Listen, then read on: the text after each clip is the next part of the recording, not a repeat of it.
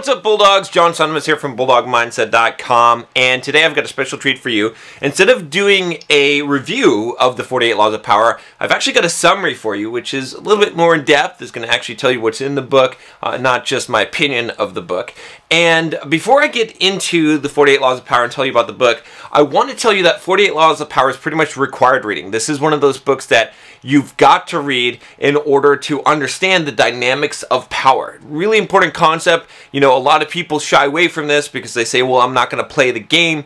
You can't opt out of this game. You have to understand how people are using these tactics against you, and some of these tactics that you actually need to deploy in your life. So you're gonna like this, and this is one of those things also that, you know, you can spend a lot of time bashing your head up against the wall trying to learn something, or trying to learn the concepts that are in this book, or, you know, you can watch this video and you can get the summary and get all the points kind of laid out for you so you can get really the most out of this book. Even if you've read the book before, you're probably also going to find this summary is going to help refresh your memory and really lay things out for you. Now, I've got another special treat for you. Instead of me doing the summary of this book, I've got a professional book summary expert, Manny, who is from 2000books.com. He does this for a living. He's a professional book summarizer, and he's got 48 Laws of Power here for you that he's graciously agreed to do the video summary for me, for you guys. And he's got a special connection with this book because this book actually saved him, or earned him, about $30,000, and he's going to talk about that in the summary. Now, just a little bit of background on Manny. He is actually a computer engineer. He used to work in the tech industry, and he actually left that to do book summaries full time, and that's what he does now. And so so enjoy the summary. Make sure you stay till the end because he's got a special offer in there for you that you're not going to want to miss. And with that, I will turn it over to Manny. 48 Laws of Power by Robert Greene. Great book, especially if you aspire to get to positions of power and get to positions of leadership. But be aware that some of these laws can be really dark and really manipulative. So use the ones that you like and don't use the ones that you don't like because they are really dark. I'm going to be talking about some of the more positive laws, some of the more laws that I actually like in this summary. We're going to be talking about 8 of these awesome laws of power. And let's jump into it. Law number 1. This law literally made me $30,000. It changed my life in many ways. So back when I used to work in Fortune 500, Fortune 100 tech giant company, I was not promoted after being in the company for quite a while, for a few years. And I was really mad, really frustrated about the whole thing. And then one of my mentors, he told me about this book. And as I started reading the book, the first chapter, which was law number 1, that totally blew my mind. I had literally been going against this for the whole time. I would tell my boss, my VPs in the meeting why they were wrong and I was right. I was trying to prove constantly that I was smart. I was trying to constantly impress people with how smart I was and how capable I was and why they should promote me. But I was stuck. I was literally stuck in my career. Nothing was moving. And then I came across law number 1, which was never outshine the master. When I read the book, when I read law number 1, I realized the biggest mistake of my career. I was playing it all wrong. I was doing everything against law number 1.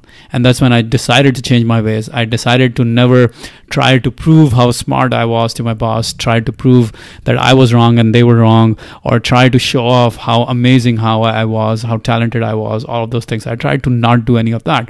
Instead, I decided that I was going to try to help them out. I was going to show how I could make them look good. I was actually on a mission to help my VP, my director, all of those guys look good. And I wanted to do whatever I could to make sure that they were the stars in the meetings or in the customer interactions or anything like that. And as soon as I did that, within 3 months, I got promoted. It was crazy. I was surprised. I was so surprised to see this law work so smoothly. I got a $10,000 raise, which over a period of 3 years led to $30,000. Here's the thing. There's a reason why this law works. The reason why this works is that because people who are above you, people who are your superiors, they want to appear smarter, more talented, better than you. And if you try to constantly show off and impress them and try to show them how good you are, you make them insecure. You make them feel resentful towards you, and they at that point they don't want you to grow. They feel like you're threatening them, and that is why the superiority of a subordinate over his superior is fatal. Really, really, really powerful law right here. Moving on to law number 10, avoid the unhappy and unlucky. Jim Rohn said it best when he said, you are the average of the 5 people you spend the most time with. So be very, very, very careful in selecting who you spend time with. In every area of your life, this will come true. If you look at your life right now, you'll see that in your business, in your health, in your wealth, in your relationships, you are the average of the 5 people you're spending most of your time with.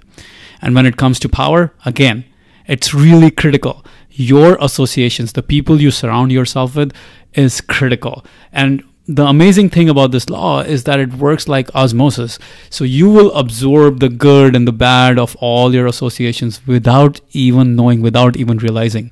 So if you're associating with the unhappy and the unlucky, you are absorbing the bads of that association without even knowing, without even realizing. Even if you try hard not to do that, it will come to you. You will absorb those because it's the law of osmosis. It will happen.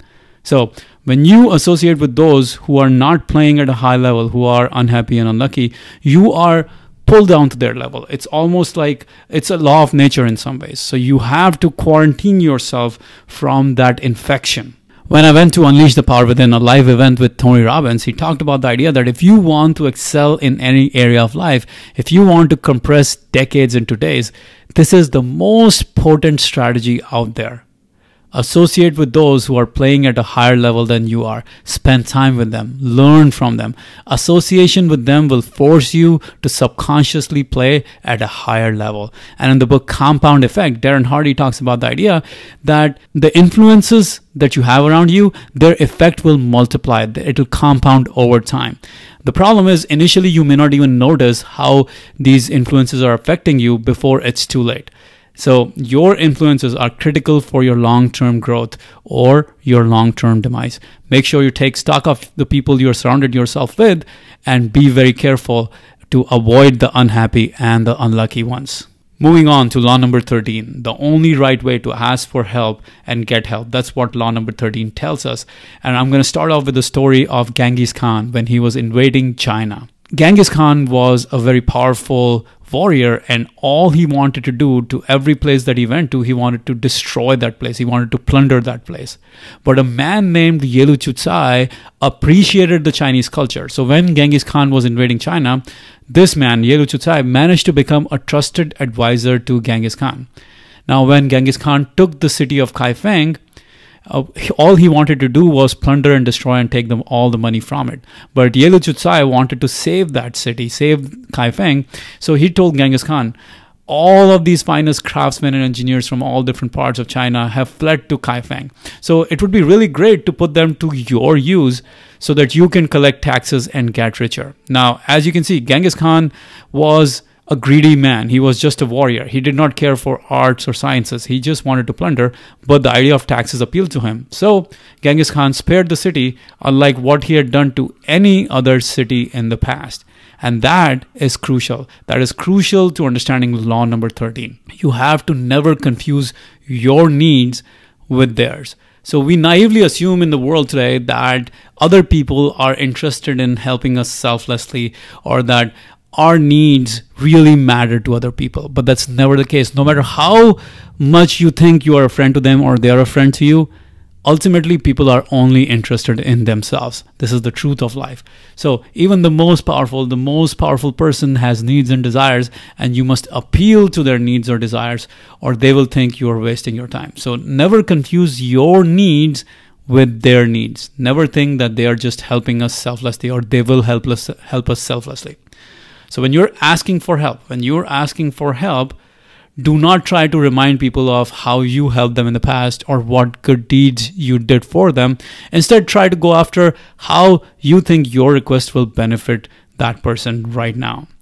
Jean de la Bruyere, he said in the 17th century, he said, the shortest and best way to make your fortune is to let people see clearly that it is in their interest to promote yours. If it is in their interest to promote yours, then you will be able to move forward as a result of it. So what's the ultimate lever to move people? It is their own self-interest, to try to get them to see how you can meet their needs, how you can advance their causes, and how it will help them.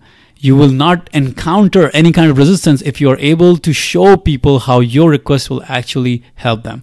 So your job in many ways is to train yourself to be able to see inside the minds of others and to be able to see what it is that they want, so you can give that to them rather than just present your request. Now, there are a couple of action items here.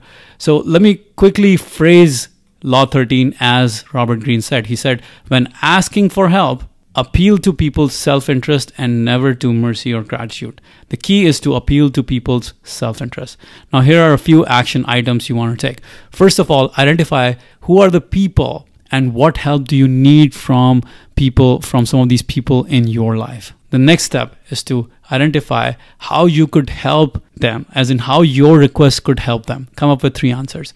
And the next step is to now structure your request such that you only talk about their interests and not yours. That is how you train yourself to constantly think about other people, and that is how you gain power and you become more powerful. Law number 23, concentrate your forces. Focus your energies on the strongest point. Now, this is a really important law of power. Don't spread your focus, your effort, your energy on different endeavors. I see this all the time, especially in entrepreneurship, where people are spread too thin. In war, as in any other endeavor, focus on the one thing that will make all the difference. Focus on the few things that truly make the difference. Bruce Lee, the great martial artist, he always said, a great warrior is an average man with laser-like focus. And he also said, a very interesting quote. He said, I'm not afraid of a man who has practiced 1,000 kicks one time. I'm afraid of a man who has practiced one kick 1,000 times. You see, that is the key to focus. It's almost like the difference between laser beam and a blowtorch.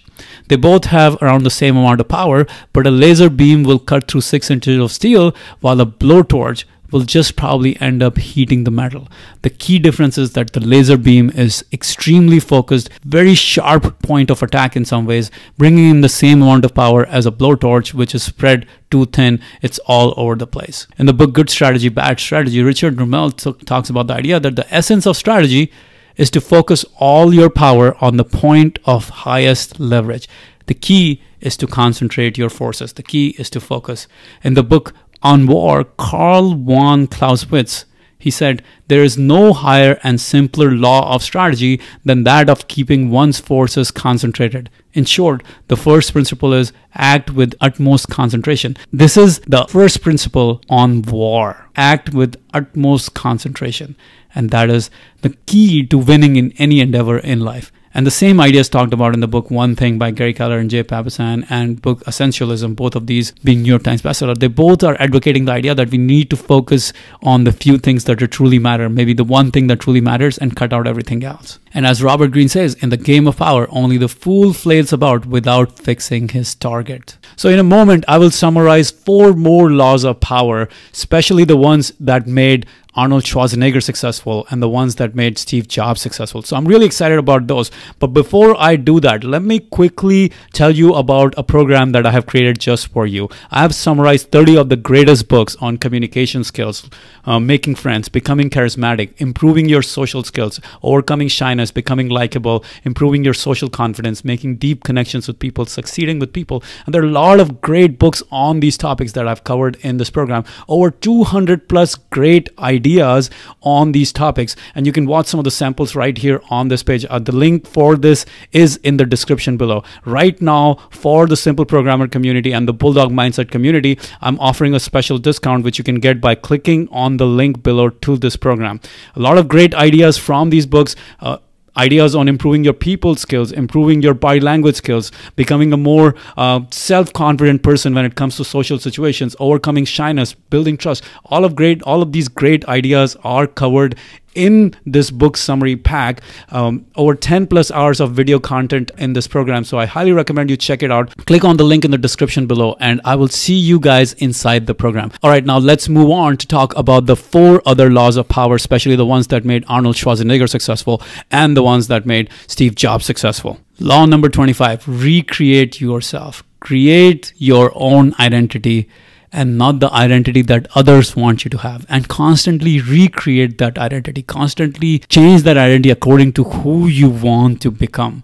Think of yourself like an artist, someone who can mold himself. You can mold your identity over and over and over again to what you want it to be. Now, this is a very important law of power, and a great example of this is Arnold Schwarzenegger. He talks about this a lot in the book Total Recall. He says, you always have to start with your identity. Don't think about what you need to do. Instead, think about who you need to become, and the actions will follow. First, you have to identify who you want to become, and then you can figure out what you need to do in order to become that person. And Arnold Schwarzenegger exemplified how he recreated himself again and again and again. He's had multiple identities in his life, throughout his life. He was started off as Mr. Universe, then he became one of the highest paid actors in Hollywood, and then he became the governor of California and went on to become a very successful entrepreneur and a real estate mogul. So Arnold Schwarzenegger constantly recreated himself, and that's how he became one of the most powerful men in Hollywood and probably in California. Law number 29, plan all the way to the end. Now, this is a great law because when you are planning any endeavor, you have to realize that you cannot just hope that things will just come out well and you will be victorious. You cannot just dream and hope that things will all work out in your favor. That's a very dangerous approach. You have to consider the fact that the difficulties in your way, you have to consider the obstacles, the setbacks, the challenges, the hardships that you will have to inevitably face. If you don't consider those, you will be in a lot of trouble. So you have to plan all the way to the end. You have to be able to see several steps ahead of you. When you are able to plan all the way to the end and you are able to see several steps ahead of you, you won't let emotions guide your decisions. So when you're planning any kind of endeavor, you have to plan all the way to the end. Look at all the possible obstacles in your way. In the book Rethinking Positive Thinking, Dr. Gabrielle Ortingen, who's a professor of psychology, she did a lot of research on this whole idea of positive thinking. And what she found out was that you cannot just think positive and hope for the outcome, hope for success that you want. There is actually a requirement for you to think about the obstacles. And she outlined the process of getting goals in this 4-step process called the WOOP, W-O-O-P. W stands for wish, as in understanding what exactly is your wish. That's the first step. Then asking yourself, what is the perfect definable outcome in this scenario? That stands for first O. Then the next step is understanding the obstacle. What obstacles stand in your way? This is crucial. You have to identify all the different obstacles that stand in your way. And then P stands for plan. How will you overcome those obstacles? What's your plan of attack? So the 4-step process, also called WOOP, is crucial in order to achieve your biggest goals. Now, there's a lot of research Dr. Gabrielle Ortingen did to find that actually thinking about the obstacle and planning through it is much more crucial, and that allows people to succeed at a much higher level than people who do not think about the obstacle and the plan at all. All of this can be found in the book Rethinking Positive Thinking. And in the book No Limits, Michael Phelps, the great swimmer, he talks about his story of how his coach would often crush his goggles, his swimming goggles, before Michael Phelps would jump into do some laps. But that automatically came in handy during the Beijing 200-meter Olympics, because what happened was Michael Phelps's goggles started to leak and he could not see anything. However, he still won the gold because he had overcome this obstacle in the past. He had seen this obstacle in the past. He knew how to handle it. He had planned all the way to the end. That was the key, right? So just by counting strokes, he won the gold medal.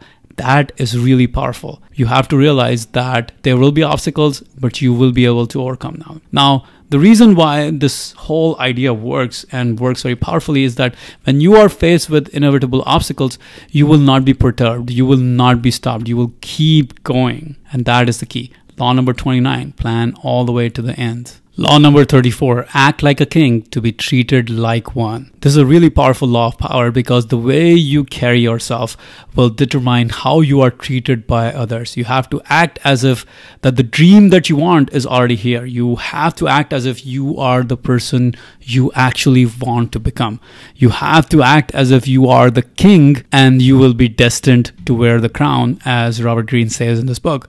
So you cannot wait for the crown to appear. the greatest emperors, the greatest people will crown themselves. And this is something that was seen again and again in Steve Jobs' life. And when I read his biography, Steve Jobs by Walter Isaacson, this thing really stood out to me, because from the earliest days, Jobs used to believe that he was special, that he was destined for greatness, and he always held on to the belief, and he used that every time possible. He acted like a king in order to be treated like one. He acted like he was destined for greatness. He acted like that around other people, and he was treated like that.